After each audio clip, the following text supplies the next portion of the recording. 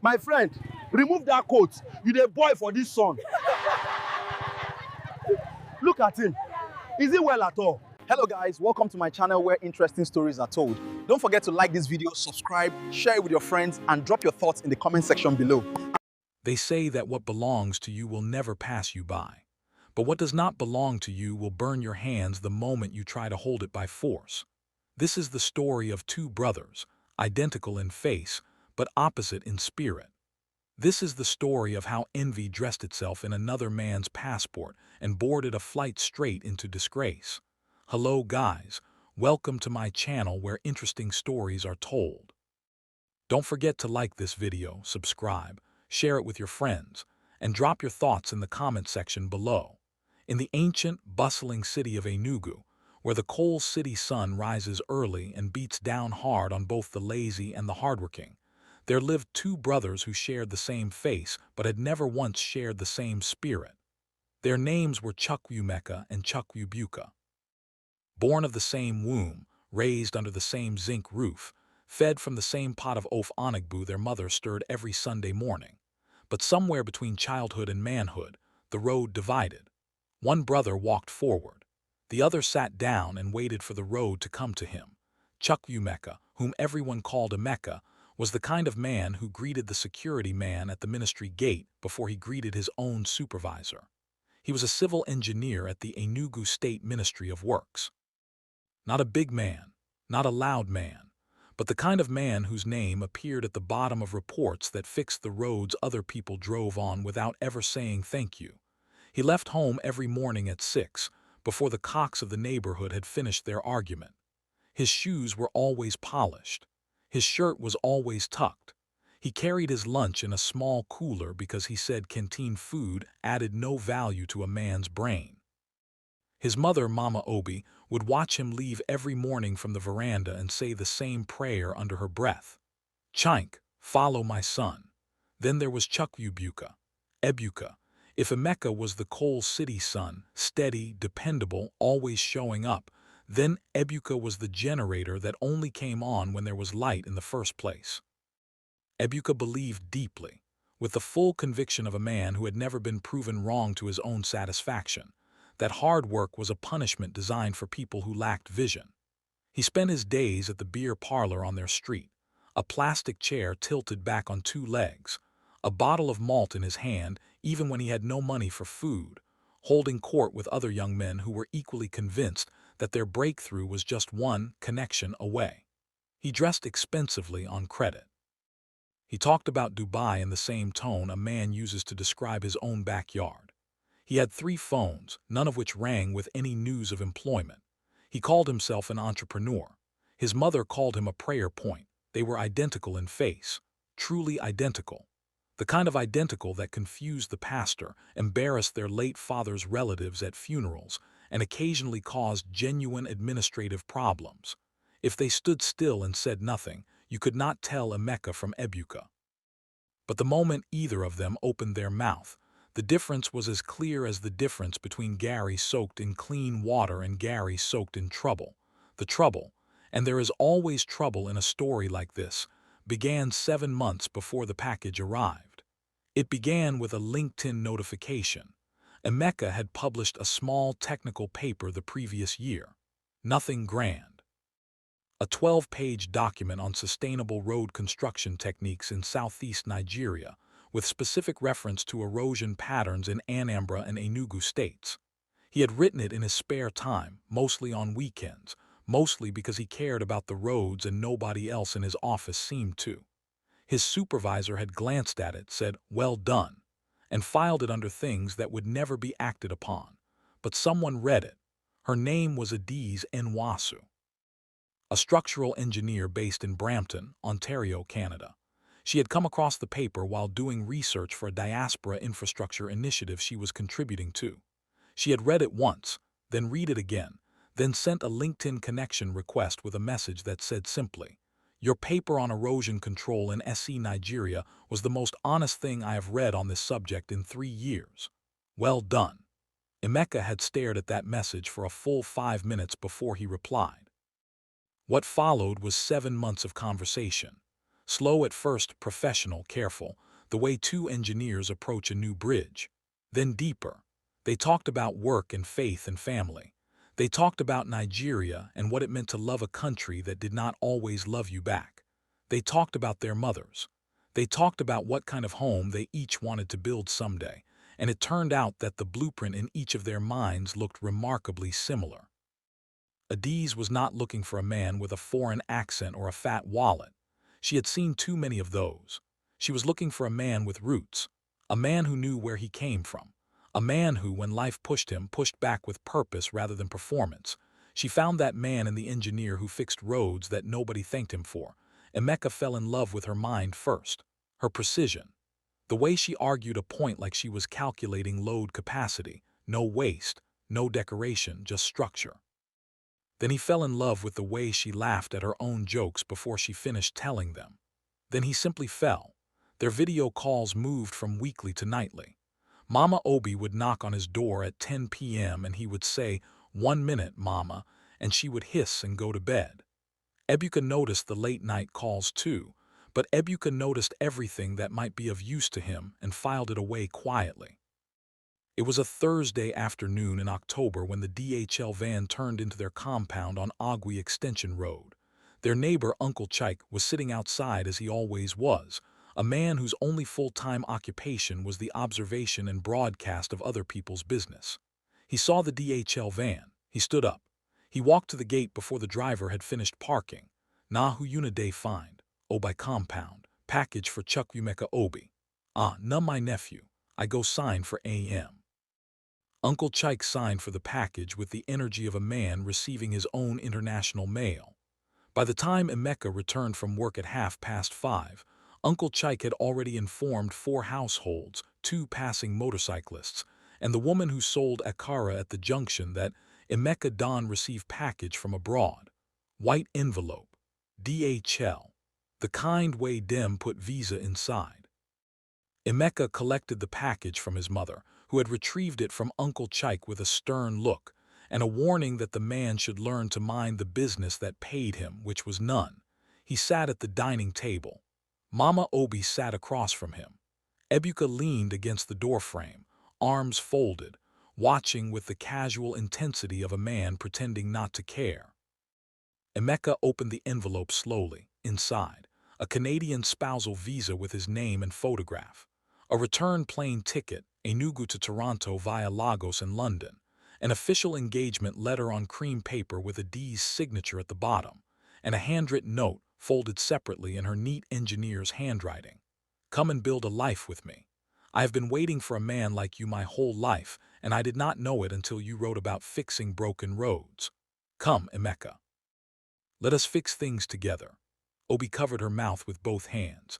Her eyes filled with the kind of tears that only come when a mother's longest prayer finally gets a response. "My son, Canada." Emeka laughed, the full, unguarded laugh of a man who had worked quietly and long and was finally seeing the harvest. He lifted his mother from her chair and held her. She was small in his arms, but she held on like a woman who had waited a long time for something to hold. Ebuka did not move from the doorframe. He looked at the visa. He looked at the ticket. He looked at his brother's photograph on the document, and then he looked at his own face in the small mirror that hung beside the door. They were identical. A thought entered his mind the way termites enter a wall quietly, without announcement, but with the full intention of bringing everything down.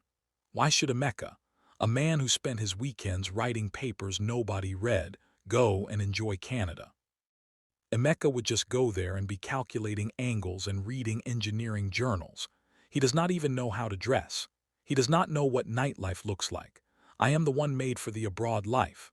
I am the one who knows how to carry himself in big places. I am the one who deserves the dollars and the snow and the soft life. We have the same face. Nobody will know. He smiled.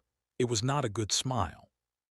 "Congratulations, brother," Ebuka said, pushing off the doorframe and walking towards Emeka with an outstretched hand. "Tonight, the celebration is on me. I will handle everything. You just rest. A man traveling to Canada needs his strength."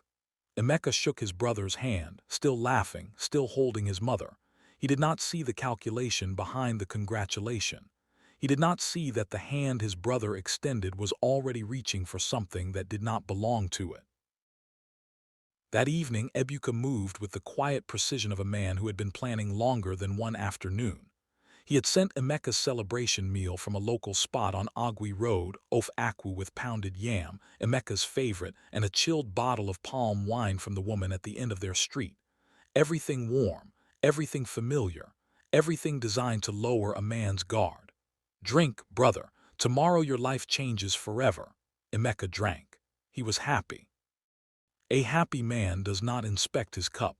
30 minutes later, Emeka's head dropped against the back of his chair like a man who had carried the world on his neck all day and finally agreed to rest. The 4 sleeping tablets Ebuka had bought from the quack chemist behind Ogbit Market had done their quiet, wicked work.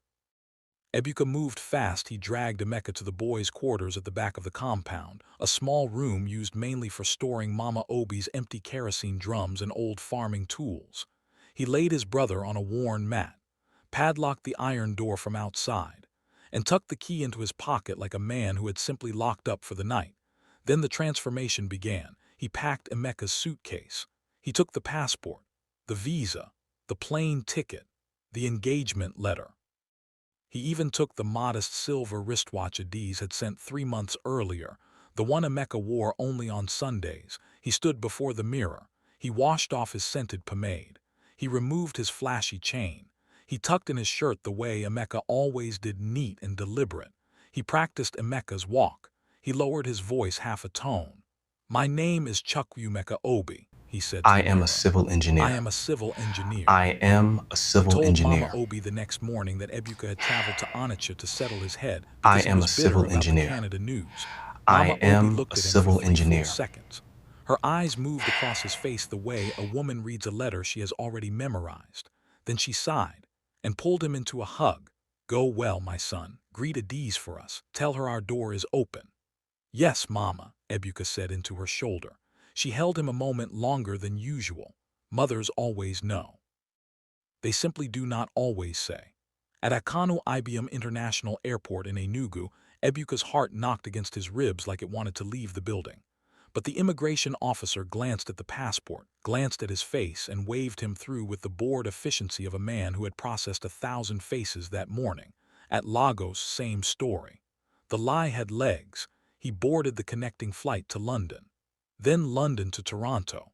He drank the free wine on both flights. He reclined his seat with the satisfaction of a man who believed he had outwitted the universe. He was already planning he would ease into Adiz's life slowly. He would tell her he had become more relaxed, more fun. She would adjust. He fell asleep somewhere over the Atlantic, smiling.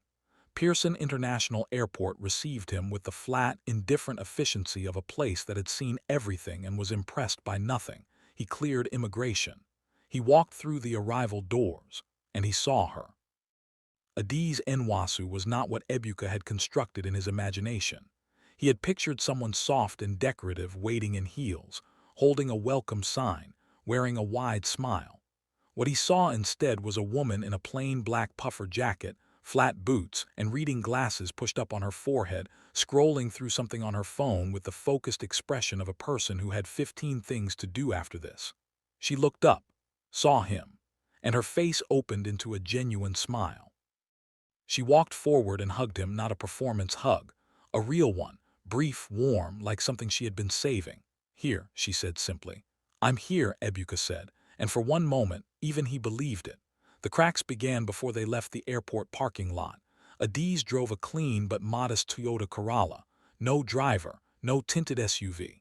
She merged into highway traffic with the calm competence of a woman who had been navigating this road for years. "I was thinking we visit Pastor Emeka's church on Sunday." "Yes, of course," Ebuka said, already calculating how far they were from anything that looked like a mall. "Also, I mentioned your road erosion paper to my project lead. She wants to have a conversation with you next week." Ebuka blinked. "My paper? The erosion control paper." She glanced at him. "Are you all right? You seem far away." "Jet lag," Ebuka said quickly. "My head is still somewhere over the Atlantic," she nodded. Satisfied. For now. Adiz's apartment in Brampton was clean, orderly, and aggressively practical. Bookshelves along one wall, mostly engineering texts, some theology, one shelf of Igbo literature. A small kitchen that smelled of ajiri and crayfish. A prayer mat folded neatly in the corner. Ebuka stood in the middle of that living room and felt the first genuine cold, not the Canadian winter outside, but the cold of a man who had arrived at the wrong destination with no map. That night as they sat at the dining table, Adiz played a voice note from her phone. Emeka's voice, calm, warm, deliberate, filled the room. Ebuka's hand stopped moving on his fork. "Love that voice note," Adiz said softly. "I play it when I miss you," she smiled at him. "Your voice sounds slightly different in person." "Cold weather," Ebuka said. "It's affecting my throat." She looked at him. A long, quiet, engineer's look, the kind that measures without speaking. "You should rest," she said finally. "We have church on Sunday." Sunday arrived like a verdict. The Nigerian church community in Brampton was warm, loud, and thorough in their interest in new arrivals. An older man from Ennui pumped Ebuka's hand enthusiastically. "Emeka, we have heard about you. You are the road engineer, Abba." "Yes," Ebuka said confidently. "Roads. Which area you day cover?" "The whole southeast," Ebuka said, warming up now. "And sometimes Port Harcourt, oil and gas side." The older man's eyebrows rose slowly. "Oil and gas? I thought you are civil engineer for Ministry of Works." Silence dropped between them like a concrete block. Adiz, standing 2 feet away, turned her head. Ebuka laughed nervously. "I meant we consult for infrastructure projects near the oil facilities. Roads, same thing." The older man smiled politely and excused himself. Adiz said nothing. She opened her hymn book and sang with the congregation, but her eyes for the rest of the service were doing arithmetic. That evening, Adiz sat at her work desk and opened her laptop. She pulled up Emeka's paper, the one that had started everything. She scrolled to the author's institutional contact. Enugu State Ministry of Works. Official email address right there in the footnote. She opened a new email. She typed carefully, the way she approached every load-bearing structure, with full attention and no room for error. "Emeka, I need to ask you something important. Please respond as soon as you can. Something is not right." She attached the photo she had taken at church. She pressed send. Then she closed the laptop, made herself a cup of tea, and went to bed. In the next room, Ebuka slept deeply, still smiling, still confident, still completely unaware that the ground beneath his borrowed life had already begun to shift. The truth was in motion, and unlike Ebuka, it had never needed a passport. Back in Enugu, Mama Obi had not slept properly since the night of the celebration. A mother's instinct is not loud. It does not announce itself like a town crier. It sits quietly in the chest, a small, persistent weight that refuses to be ignored. Something had felt wrong about her son's goodbye. The hug had been right. The face had been right. But something underneath, something in the frequency of his breathing, something in the way he had called her mama with slightly too much effort, had been wrong. On the second morning, she went to the boys' quarters to retrieve an old kerosene stove. The padlock on the iron door stopped her. She never padlocked that door. She stood before it for a moment. Then she went to the compound wall and called for Agbana the welder, who came with a cutting tool and removed the padlock in under 4 minutes without asking a single question. Because in that neighborhood, Mama Obi's voice was the only authorization anyone needed. The door swung open. Emeka was on the mat, groggy, dehydrated, his shirt damp, his eyes struggling to focus. He had been there nearly 2 days. He sat up slowly, and when full consciousness returned, his face did not collapse into panic. It settled into something quieter and more dangerous than panic. Understanding. "Ebuka," he said, "just the name. Nothing else." Mama Obi sat on the floor beside him and held his face in both her hands, the way she had held it when he was a child with fever. She waited until she was sure he was physically whole. Then she cried, the deep, private cry of a woman who had raised 2 sons, and somehow only managed to protect one of them from the other. Emeka did not go to the police. Not yet. He washed, he dressed, he ate the food his mother prepared, and he thought carefully, the way he approached every engineering problem. What is the structure? Where is the weakness? What is the most precise intervention? Then he went to the business center on Agui Road. He composed an email to Adiz from his official ministry address, the same address printed in the footnote of his paper. He explained everything. He attached a photo of himself holding that morning's newspaper Daily Sun, date visible, face clear and unambiguous. He attached his staff ID, and he recorded a short voice note, his real voice unfiltered. Ada, it is me, the real me. I am still here in Enugu. I am sorry you are in the middle of this. I will understand if this changes everything, but I needed you to know the truth, from me, before anyone else told it. He pressed send. He sat back in the plastic chair of the business center, surrounded by the noise of generators and printing machines, and he waited. He did not wait long. Adiz read the email at 6 in the morning, Toronto time, before Ebuka was awake. She listened to the voice note with her eyes closed, that voice, the real one, the one she had fallen asleep to on countless nights, and she felt something move through her chest that was equal parts grief and relief. Grief for what had been violated, relief that her instinct had not failed her. She made herself tea. She got dressed. She sat at the dining table and opened the laptop so that the email thread was visible on the screen. Then she went to the kitchen and began making breakfast, quietly, normally, as though the morning were ordinary. When Ebuka emerged from the guest room, stretching with the comfortable energy of a man who had not yet realized his building had no foundation, she was already seated. "Sit down," she said, not unkindly, but with the specific gravity of someone who was not making a request. Ebuka sat. He looked at the laptop screen. He saw Emeka's photo, his own face staring back at him, not borrowed, not performing, just his. He looked up at Adiz. She asked only one question. "Who are you?" The silence that followed was enormous. Ebuka had spent his whole life filling silences with noise, with performance, with the confident voice of a man who had never actually built anything. But in that kitchen in Brampton, across the table from a woman who calculated the weight that structures could bear for a living, he had nothing. "I am his brother," he said finally. His voice was small. It was possibly the most honest thing he had said in years. Adiz nodded slowly. She closed the laptop. "Your bags are in the corridor," she said. "I packed them this morning." "Ada, please just listen." "I have listened," she said simply. "I have heard everything I needed to hear. I can change. I am more fun than Emeka, you will see." "More fun," she repeated quietly, tasting the words. Emeka wrote 12 pages about fixing broken roads in his own country because he cared. Not for money, not for praise, because he cared. She walked to the front door and opened it. "I do not need fun, I need a foundation." Ebuka picked up the suitcase. At the door he turned back once, the last move of a man who hopes the story has one more scene in his favor. Adiz had already walked back to her kitchen. The door closed behind him with a soft, final click. No drama, no shouting. Just the quiet, complete sound of a chapter ending. The journey back to Nigeria was its own punishment. 3 stops. Lagos via London via Amsterdam via Accra. Layovers that stretched time into something cruel.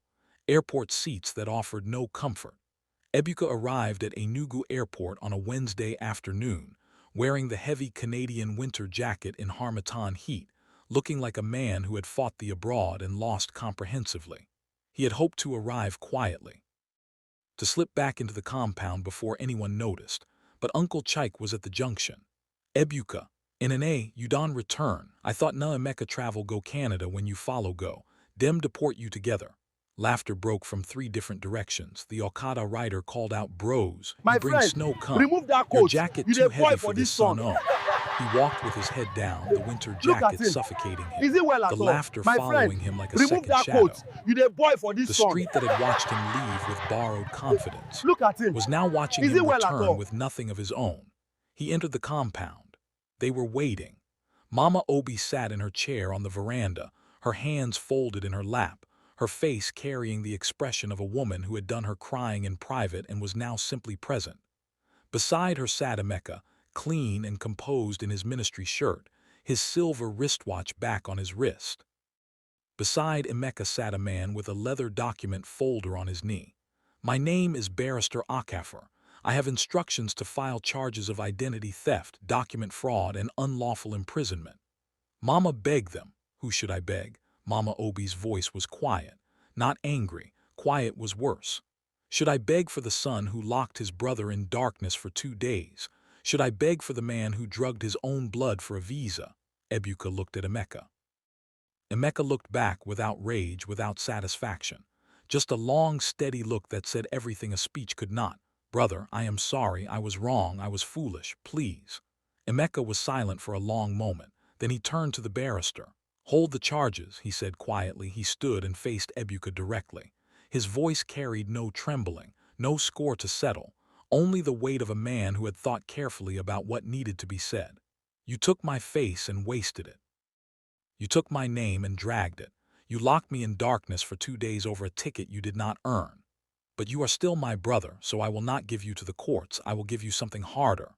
You will work every morning before 6. Ministry construction site at Independence layout. You will carry materials. You will mix concrete.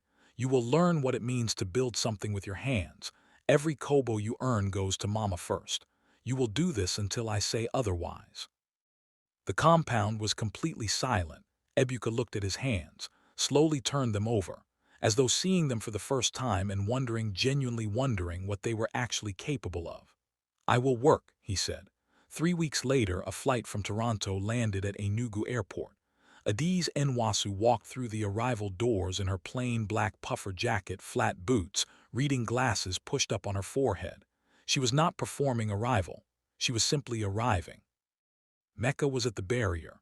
No fanfare. Just Emeka, clean ministry shirt, silver watch on his wrist, holding nothing except himself. She saw him, he saw her. They walked towards each other and met in the middle, the way two load-bearing structures meet.